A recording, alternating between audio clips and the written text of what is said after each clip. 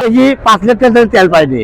আবার গাড়ি আনলোড করেছি 140 টাকা তেল কিনেছি, আনলোড করেছি 5 লিটার তেল পাইনি। কিন্তু দামে ঢোপে তেল আছে কিন্তু আমরা তেল পাচ্ছি না। আপনাদের ঢোপে তেল আছে 5 টাকা তেল দিলে সব চলতে পারে। এই চাষা একটা কৃষক মানুষ, এই চাষা 5টা তেল দিলে তারা চলতে পারে। প্রত্যেক 100 কোটি টাকা খরচ হচ্ছে, তাহলে তেল দিবি না কখন? ইনি একবার করে সিনা বাইন, একবার করে ভাটায়, একবার কত বদিখানা এই ভ্যান নিজে করেছে। তাহলে কন আমরা কি করবো? কন এই যে আমরা ধান জন্মাতে দেখেন ঢপের বৃষ্টি সব আছে, সম্পন্ন কিছু নিয়ে আইছি, 5 লিটার তেলের জন্য আবৃত্ত করতেছে, আবেদন করতেছে, কেউ দিচ্ছে না।